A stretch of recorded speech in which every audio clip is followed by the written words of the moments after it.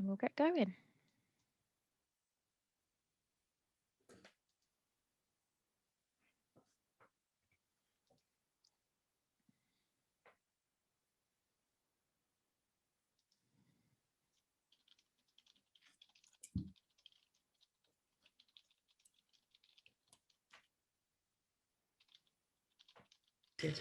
Good afternoon, everyone, and welcome. If you could just introduce yourself by putting your name, your role, and give us an indication of your favourite diverse text that you like to deliver with your Key Stage 3 pupils, or just a favourite of yours. Welcome, everyone.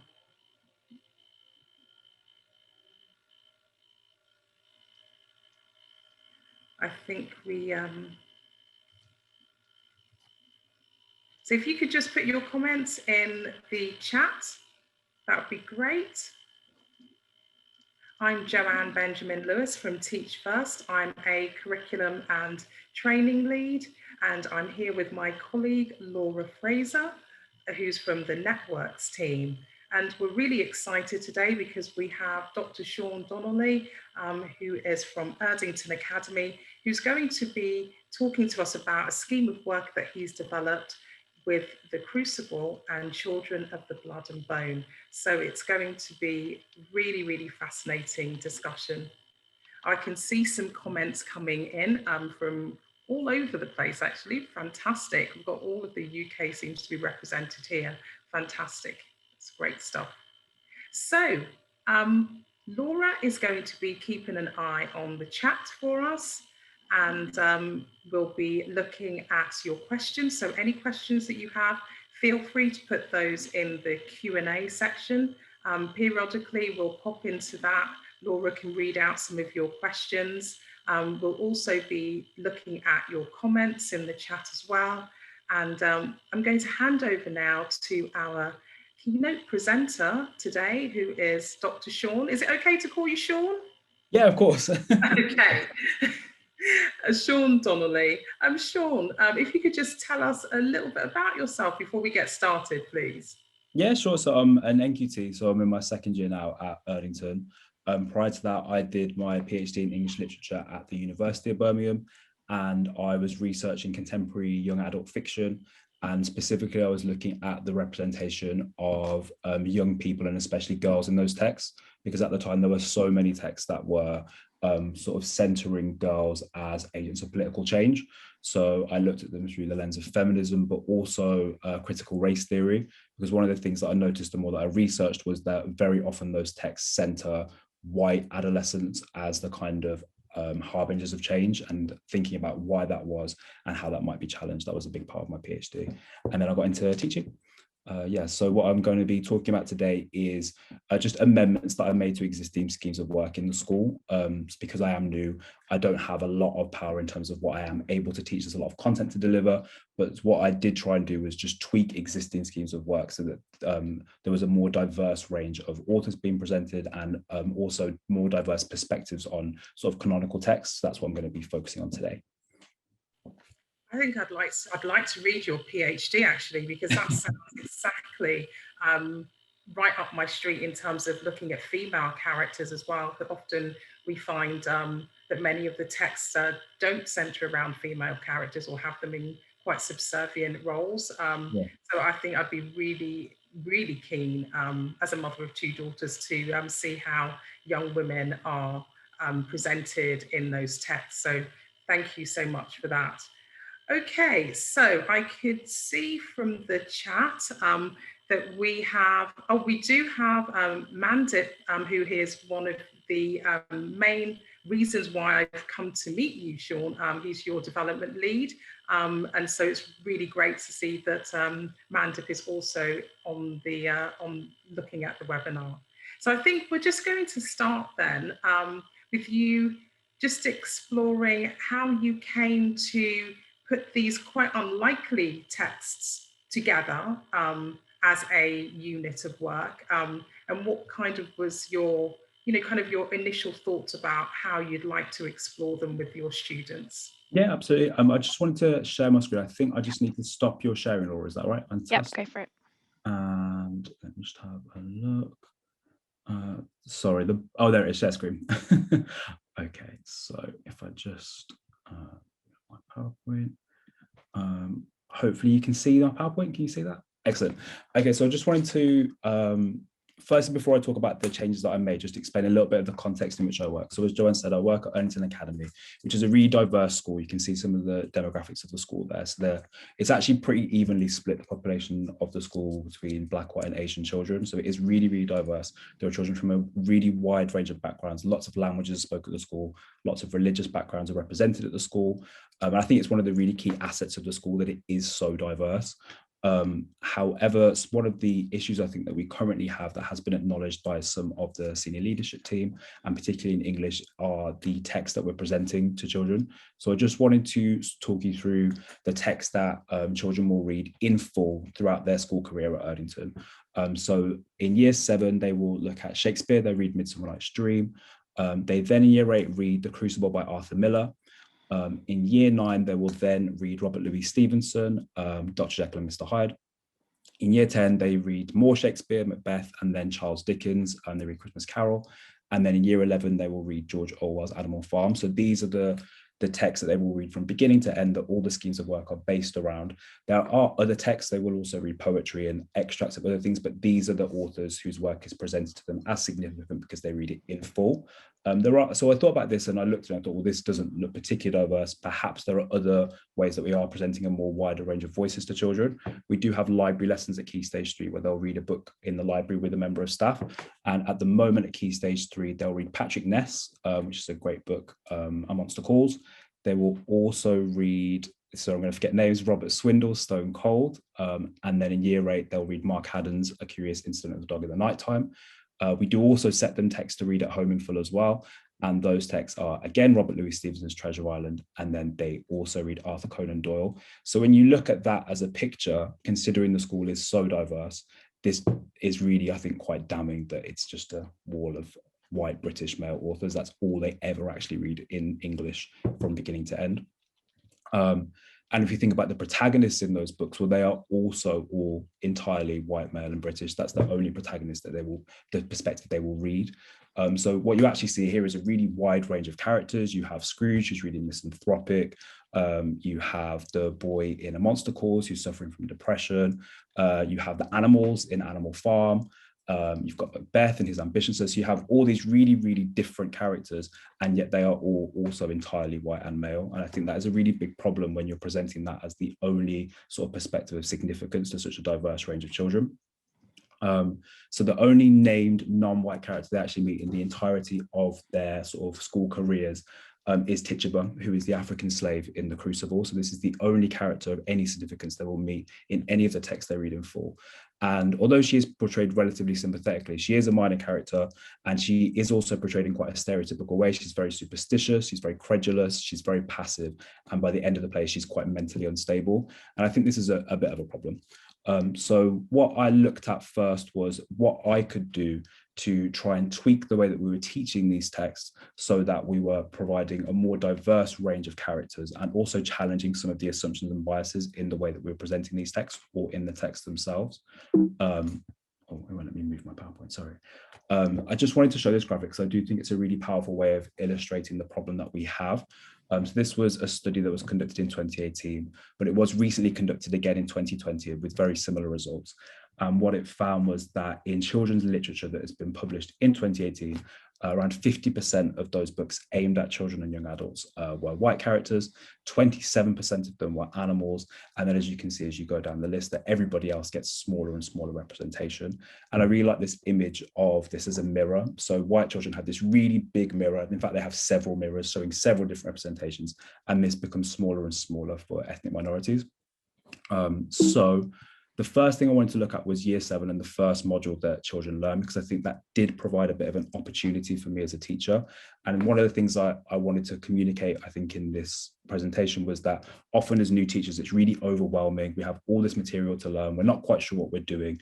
And the idea of overhauling huge schemes of work or changing them entirely isn't really available to us. But there are still small ways I think we can change things and the way that we teach them. So the first module that we do, before I actually go into that, I did want to sort of acknowledge that we do present authors who are not white to children. We do present characters who are not white to children, but it's almost always framed as being significant because of the race of those authors or characters. So in year 8, we have a poetry and cultures module where they will read Maya Angelou, Benjamin Zephaniah, but implicitly those authors are being presented as significant because they are representing a culture. And I think that is an issue when you're not presenting Dickens or Shakespeare as also representing a culture. In year 9, we also have the Race and Rhetoric anthology. And again, we have some really fantastic texts on there, some really fantastic characters, but again, they are also being presented as significant because of what they have to say about race rather than just as text to analyze. So this was an issue that I really wanted to deal with, and starting right at the beginning of year 7. So the first module that they do in year 7 is called the Origins module. It's a really well-designed module. And the purpose of it is to deal with the fact that a lot of the children in the school aren't aware of biblical allusions, of sort of canonical stories that they will need to understand to later understand those references in text they will later read. So they look at things like Pontius Pilate, who will be referenced later in the Crucible and Macbeth. They will look at the resurrection of Jesus, which again is alluded to in many literatures that we'll read.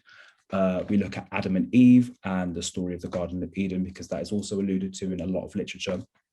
And also things like folklore, so the idea of the crow or the raven is signifying foreboding, and Greek myths are also really emphasized, so things like Prometheus, Medusa, all of which will later come up in the text they study. So it's all designed essentially to give them the body of knowledge that is seen as significant because it will come up later in literature.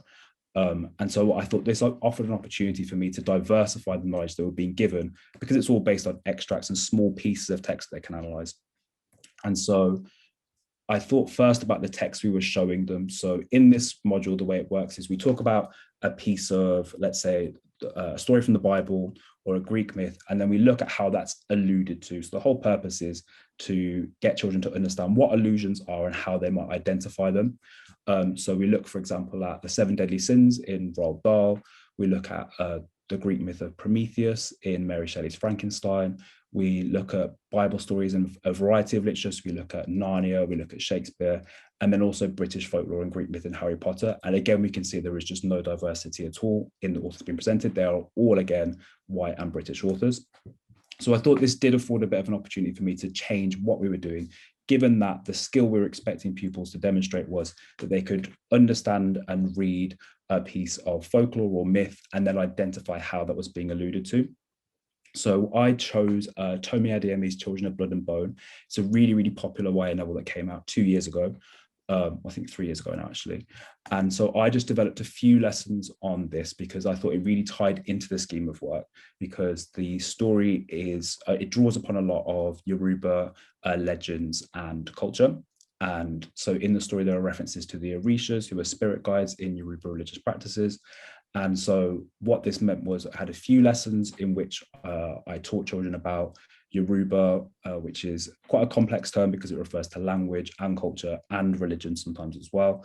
And then we looked at those beliefs and we compared them with the myths and legends that we'd also learned about. So we had a bit of comparative analysis of Greek pantheism, of Christian monotheism, and then we actually read parts of the text as well and looked at how those allusions have been made. And after we did that, we then also compared it to the themes we'd explored in other texts, such as the Christian ideas of sin. So a carefully sequenced lesson, so they built on all the existing knowledge meaningfully. And they also challenged the ethnocentrism of the knowledge the children were learning. So rather than implicitly saying to them that all that is really significant is the Bible and Greek myth, they were learning about this whole other body of knowledge that they just were not encountering in school, and how that is also relevant to modern literature and culture. So I think this had a really demonstrable impact. Many pupils are really fascinated by this. Probably the most common response was that they just had no idea that there were any other religions other than Christianity and Islam, or maybe Buddhism, because that's all they learned about in school. So a lot of them just didn't understand that there were other religions other than the main 5 religions. One pupil as well in one of the lessons did wait to the end and told me that she'd actually, she was really excited that this was in school because her family spoke Yoruba and were from Nigeria, and she'd never heard the word even said in school before. And then the book itself became a bit of a cult classic among the kids in year 7. They were all trying to get out from the library and became really excited by it. And when I thought about the impact of that, this is the first book by a non-white author they will have read in school. And if it hadn't been put in place, they wouldn't have encountered a non-white author until year 9. So I think it was a really significant thing for them to see. And I also talked about Tomi Adeyemi and the fact that she was really successful. Her book was really acclaimed, because I thought it was important for them to learn about that as well, because implicitly all they ever see in terms of authorship are white British men in our schemes of work. So this was year 7. I then thought about year 8. But before I do that, sorry, I keep getting ahead of myself. Let me think what key takeaways. So I think the key things that maybe can be taken away from that is to actively look for and consider possible ways to diversify existing modules. So rather than just bolting on things, think about how you can integrate that fluidly. Actually, in a lot of Key Stage 3 modules, what we're doing is picking out extracts and getting kids to demonstrate key skills like how to analyze, in this case, allusions and use of language. Well, there's absolutely no reason that has to just be J.K. Rowling or Roald Dahl. There are a lot of other options you could be using that you need to seek out, I think. And that does require a bit of legwork, but ultimately it only takes a bit of research to find out about contemporary children's and YA texts, which tend to be much more diverse and representative, and to advocate for those being put into modules. I also just think explicitly showing non-white authors and talking about their success is really important, just to prevent this implicit assumption that I think can become bred unintentionally through the teaching of all this canonical literature, that all important writing is just by white British men and nobody else. So onto the Crucible. Sorry, Joanne, was there anything you wanted to say before I move on to that? Because I just realized I've talked for a very long time, sorry. Hi, yes.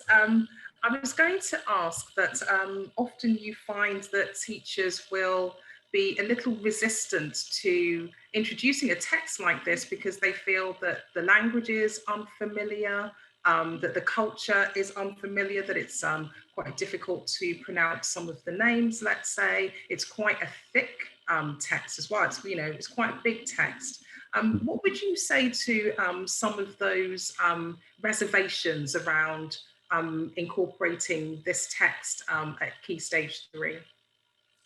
Thank you for that. So I think the first thing you said about being a little bit uncertain about language or pronouncing things, I think partly the onus is sort of on yourself to do a bit of that research for yourself, but also to not be afraid to get things wrong or not feel like you have to present yourself as the authority on all these things.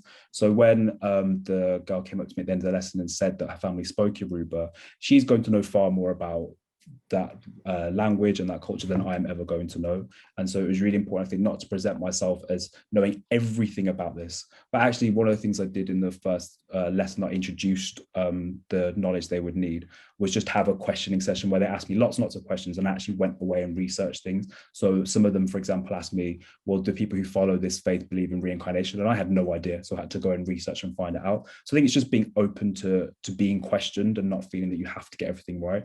And I think in terms of the length of the text, well, that is really difficult, isn't it? We have so little time, and that's a huge text to try and get through. It's hundreds of pages. But in a module like the Origins module, we're only looking at a small section. And actually, there are ways I think you could chunk down text and show little pieces of them. And especially if they are then available in the library, if you have a library in your school, you can then lead children to go and take that out for themselves. Hopefully that answers your questions. Thank you. Yes, it does. Thank you very much. So yes, it'd be great if you could continue and just explore for us the Crucible module and how you interweave the two. Thank you. Thanks, John. So yeah, so the Year 8 Crucible module is the first time pupils will read a modern play in school, and context is a really important part of their learning because there's so much context they need to know to understand it, and very often they don't know what communism is, what Stalinism is, what Puritanism is, what McCarthyism is. There is a lot of context that they will read before they even open the play, but they never learn about slavery or colonialism at all, which I would argue is also really significant context that just isn't in the existing scheme of work. So that was the starting point for thinking about how I could change the way we were teaching this text. And I just wanted to have a look at two of these examples of different interpretations of the historical event of the Salem witch trials. So a key aspect of our study was drawing attention to the way that Miller constructs this story. So one of the big misconceptions that is really difficult sometimes with Year 8 is understanding that although this really did happen, that Arthur Miller has constructed the story in the very specific ways to get across what he wants to communicate. So villainizing Abigail, for example, a lot of which is not from the historical record, and lionizing John Proctor and centering him as the hero of this story are very much conscious choices that he's making. So Tituba is presented in the play as a very minor figure, and therefore she's just not really in the scheme of work at all. We touch on her very briefly. And I think that is really actually important for us to challenge, because as I showed earlier, she's the only Black character, explicitly Black character, they ever come across in any of the texts they read in full in school. And so the fact that she's a slave and that she's treated really poorly is not even really explored at all. And I'm worried about the kind of assumptions that that might breed. So what I tried to look for here was alternative interpretations. And there's actually a really rich theme of imagining of Tituba. So there's a novel by Maurice Condé. There's also a musical play, Obeah Opera, which I decided to actually put into the scheme of work to compare with Arthur Miller's play, because they're both theatrical productions. And in both of these reinterpretations, Tituba is actually reimagined as being much more significant, which is in fact more historically accurate, because she was a really important figure in the Salem witch trials, which is just not evident in his play at all. So I developed lessons on Nicole Brooks' musical play Obeah Opera, and that centers on Tituba and other Black women and places them right in the center of the story of Salem. So we watched interviews with the playwright where she explained her creative choices. We watched excerpts of the musical and the cast rehearsing the musical, and we analyzed a key song from the musical itself, which is from Tituba's perspective. And then we compared how she was being portrayed with how Arthur Miller had characterized her, and thought about why that might be and what those differences were. So I think the lessons enhance the learning aim of drawing attention to how texts are constructed, but in doing so also indicated how partial and biased Miller's characterization was through comparison with this work. I do think in terms of impact, this perhaps was less successful than the Year 7 intervention, just because it did require so much extra content. So it required us talking about Caribbean religious practices, about slavery, about colonialism, as well as then introducing a new text. So it did mean I took away from the existing scheme of work a little bit. So I had to try and think about how to integrate the skills that pupils would need. One of the things that I think on reflection I should have done was work more with our history department, because actually the children do learn about slavery and history in Year 8 as well. So I think had I thought more about that connection, I could have maybe more meaningfully integrated that with what they learn in history.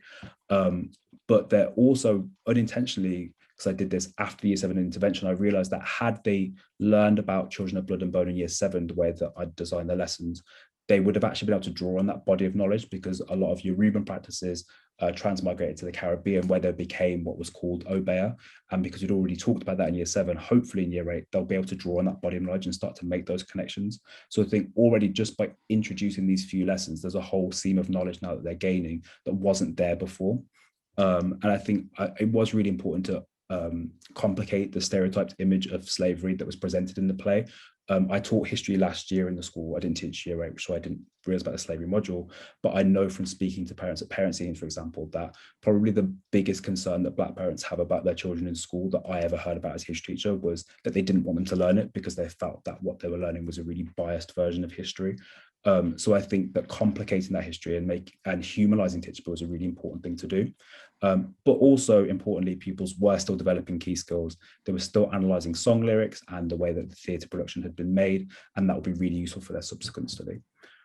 So my key takeaways from this, then, I think it is important for us to think about and research alternative perspectives on texts that might challenge ethnocentrism and implicit biases, and draw attention to areas of history which texts might ignore or misrepresent, as in the case of Arthur Miller.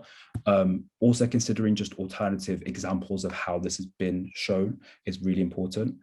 I do think it is also important, though, that authors who are white aren't always being framed as their texts being about race. So actually, I think that was really important in the Year 7 example particularly. This was just a successful author who'd written this really entertaining book that drew on lots of different allusions. It wasn't necessarily about race. And so I was showing them an author outside of that remit to show them that actually that Tomi Adeyemi's imagining is just as significant and complex and nuanced as Dickens or Shakespeare, who had just been presented as sophisticated writers. And I think going forward, one of the things that I'm thinking about with all our modules now, particularly with canonical texts, is how can I enable the discussions of these themes? Where might there be alternative interpretations? So one of the things that I'm now working on with A Christmas Carol is this recent novel, Marley by John Clinch. And one of the things that he does really interestingly in his novel is look at the imagery of chains, of Marley's chains, and he connects that in his novel to the idea that actually it's very likely that Scrooge's money that he's so obsessed with almost partly or entirely came from slavery, and that might be a further kind of connection they could make in terms of this imagery of Marley being chained to his kind of greed. So that's something I'm going to start integrating into that module. So there's just a few. That's amazing. I'm sorry, Joanne. Yeah, I just wanted to quickly touch on that point about the chains. You may have seen the documentary, the BBC documentary that had Samuel L. Jackson and Afua Hurst, and they made the link to Birmingham, where the slave chains were made near the jewelry quarter.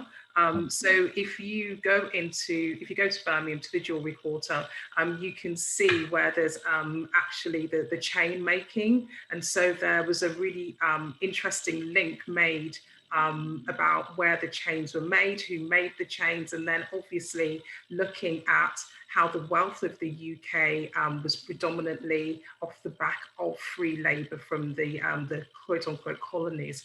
So again, you know, in future times when we're able to go on school trips and do things like that, it would be a pretty easy reach for you to go from Erdington to the jewelry quarter to have a look at how those chains were made, and the significance of the links was also described in that documentary. I'm not even quite sure, Sean, how powerful, this particular scheme of work is incredibly powerful. Young people in your classes will not have had the opportunity to hear any of this, to have been taught any of this. So this is such a rich scheme of work, and has so many links to so many other subjects. I can't really really praise you enough for having the courage to develop this and to share it with your students. Sorry to interrupt, but I just wanted to put a Birmingham link in there because we don't hear often about Birmingham.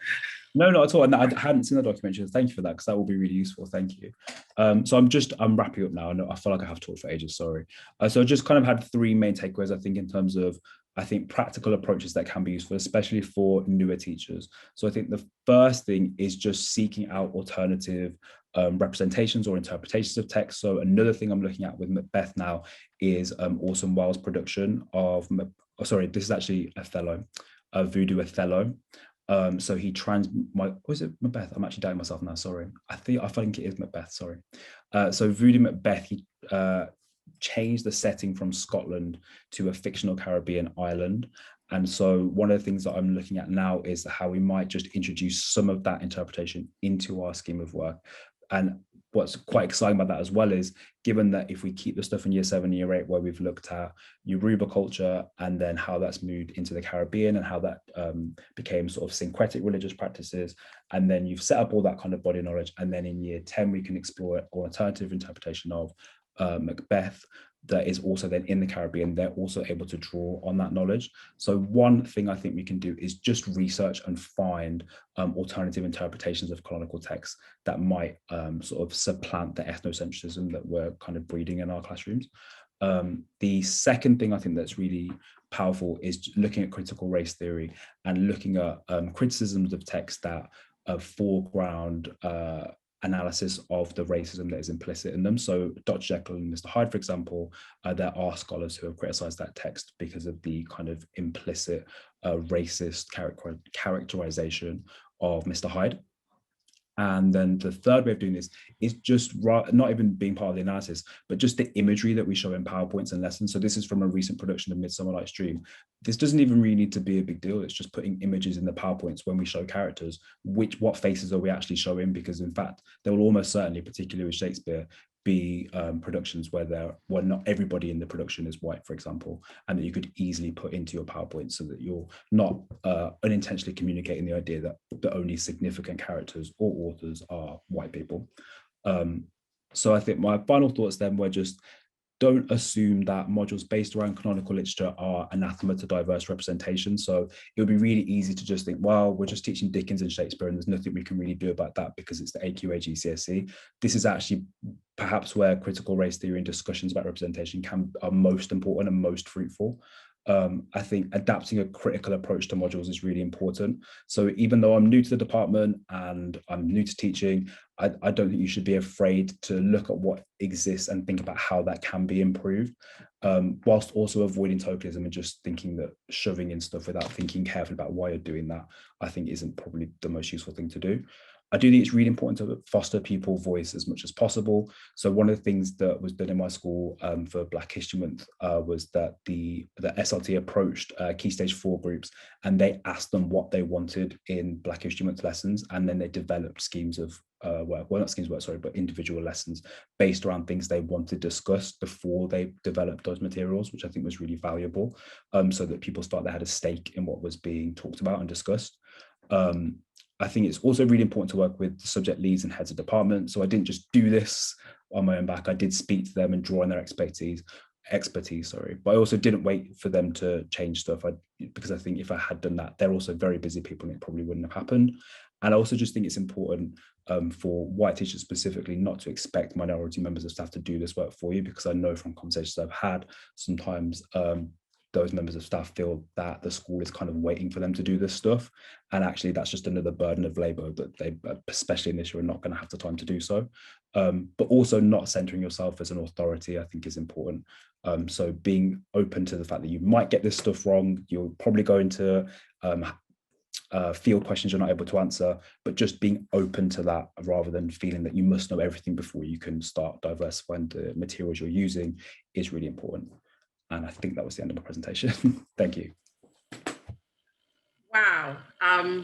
So many points that I'd love to touch on there. I think what you said about having the courage, to be able to do something a little bit different, and also recognizing that you might not know everything, that you're going to have to do some research around things is crucially important. And what you said about buy-in from the students as well, that they kind of, led the discussion about what it was that they wanted to see. So actually asking young people themselves what they would like to see is actually really important too. I just wanted to touch on the fact that, the Children of the Blood and the Bone is now going to be made into a film. And when I read the book and I thought about some of the strong similarities between that text and Black Panther, and we know, from the critical acclaim of that movie and how it really resonated with Black people in particular, about how it showed a narrative of Black people who were not slaves, who were leaders, who were royal, who were inventors, who were, had women that were warriors, that were able to, really take charge of their own destinies. And I felt that there was quite a lot of similarities between the two. Do you feel that the book will become even more popular once it's been made into a film? And what aspects of the book do you think will really resonate with people when it's transferred onto screen? Yeah, absolutely. Thank you for that. So yeah, one thing I didn't mention was that Children of Blood and Bone is, as you say, it's being adapted at the moment. We couldn't quite remember which corporation is doing so, but it's having a big budget adaptation. It's already been really popular with young readers. And I think that is so powerful because it's not just popular with or being marketed to non-white children as well. It's just a really popular, really engaging, exciting text that all the children, when we did those lessons, were really excited to read. And so I think that is also really powerful, that it's not, similarly with Black Panther, it was really powerful for Black audiences to see that film, but it was also just a really exciting film for all children to watch. And they were being presented with a superhero figure who wasn't Captain America or Thor or whoever else. And so it was diversifying the range of images that all children are seeing, which I think is really important. Thank you for that. And I just again wanted to just touch on the representation of women. I know you mentioned at the beginning that that's one of your key interests and that you wrote about that for your PhD. What kind of discussions do you have with your students around representation, and in particular in the both of the texts that you've chosen, how women are portrayed and how women of colour are portrayed. Yeah, thank you for that. So in the year 7 scheme of work, Children of Blood and Bone, one of the connections actually one of the children made that I hadn't even thought about was that their characters are kind of similar to the Amazons in Greek myth that we'd also talked about as well. So they were also quite excited by this, I think, and it was quite powerful, I think, for girls in the class to see a protagonist who, as you say, is very powerful, very complex as well, and to see that representation, because as you saw in the text that they're reading throughout English, all of those protagonists are male, and so they're not seeing not even necessarily a positive representation, but just a complex representation of a character who's female. So I think the more that those texts can be placed into their learning in school, that's also really, really powerful, I think. Feminism is something we talk about. So one of the schemes of work I've made this year is for the poetry scheme of work that I showed earlier, Poetry and Cultures. And so I'd introduce things like Maya Angelou, where we do talk about feminism in those modules, because it's something that comes up a little bit in Key Stage 4 when we talk about Lady Macbeth and other stuff like that, but it wasn't really being foregrounded explicitly. And one of the things actually I noticed particularly when I was working for the Brilliant Club in schools, I was really surprised, because I was teaching a kind of a capsule version of my thesis, how hostile a lot of teenagers were to feminism, just off the bat, without even really knowing about it or knowing what it was, other than what they read online. And it was actually something I hadn't expected at all. But a lot of children were really, really immediately hostile to what they thought feminism meant. So I think that's another perhaps misconception that we need to deal with in schools, so that children understand what feminism is and also its history. And actually, from teaching history last year, I know they do learn about the suffragettes and that movement, but they tend to just learn about that and not the connections and how that developed past the kind of movement for suffrage. So it's something, I guess, an area of improvement, I think, in our education system, that we kind of forerun that more. Thank you for that. So as our participants will know, this webinar is entitled Missing Pages, which is linked to Teach First report, which explored the lack of diversity in the English curriculum. And you spoke I think your PowerPoint slide actually was so telling, to see that the texts were predominantly, well, not just predominantly, but they were all white male, and that we tend to have that same scenario generated throughout all the different set texts that we have in terms of the exam boards. So what do you think that English teachers and those in the education community could do to help to lobby for change, so that we can see, more of the texts that you have explored here today, texts like that, covered in the set text lists for the big exam boards, or to see them featured more in Key Stage 3 schemes of work. Do you think that there is anything that we can do as practitioners to try and encourage that change? I suppose at the moment our system is very results based, it seems. So it's all based on how well children do in exams. And I suppose sticking with Key Stage 3, I think one of the things that was quite powerful about the year 7 scheme of work was that it got children really excited about getting a book out from the library, which anyone who teaches knows sometimes can be quite a difficult thing to do. The last thing they want to do is take out a book, but actually they were genuinely really excited to find this book and disappointed when they couldn't all have it at the same time. And I think that to me seems kind of inevitable, that if we're presenting children from a huge array of backgrounds and experiences with a greater diversity of text for them to read, I think it's inevitable they're going to become more excited about reading. It's not really a surprise that often they're not really interested in reading text from 150 years ago. They don't really feel represents their experiences. So I think hopefully the more that we do that, the more buy-in and engagement they have with reading, hopefully that will then, I think I'm right in saying that English used to be a subject that children rated as really enjoying, and in the last sort of 20 years or so, that's become less and less the case, that they felt it's less and less engaging and interesting for them. And I think this is one way we can actually engage children with the subject more, and hopefully also improve our results in the subject as well. And hopefully as that happens, change will occur. Yeah, as they say, change has got to come. Laura, I think we have a couple of questions in the Q&A. Would you mind reading those out for us? Yeah, sure. So Rebecca has mentioned she loves what you said about the Key Stage 3 poetry unit, and a lot of schools have like a diverse voices / cultures. How would you improve that approach? I wonder if that's sort of what you were saying earlier about people being featured because of their race rather than because of the poetry. But correct me if I'm wrong in the chat, Rebecca, if that's not the angle you were coming from. Yeah, so when I was tasked with redesigning that module, one of the first things I did was tweak it. So the first thing we thought about was what culture was, what we mean when we talk about British culture. And actually that's where Benjamin Zephaniah is really useful, because his poem, The British, imagines British culture as this big kind of stew of lots of different cultures. And so I think, I mean, I haven't actually taught this yet, it's just been designed, but one of the things I'm trying to communicate actually is that that culture isn't something that happens elsewhere, that it's something that everybody is involved in. It's not just, culture isn't just, we look at an African text where we don't even specify where in Africa it is for a week, and that's us doing our cultural thing. That actually we're engaging in teaching culture. When we teach Dickens, it's the same thing. And the other thing that I introduced was talking about cultural appropriation and actually introducing that concept and that term into the scheme of work as well, so that children are able to think about that when they're learning about cultures as well, what it means to appropriate from one culture to another, how ideas might migrate across cultures or be misrepresented by dominant culture when they're talking about minority culture. So I think complicating that idea of what culture means and which writers are being presented as cultural, I think, is the first step.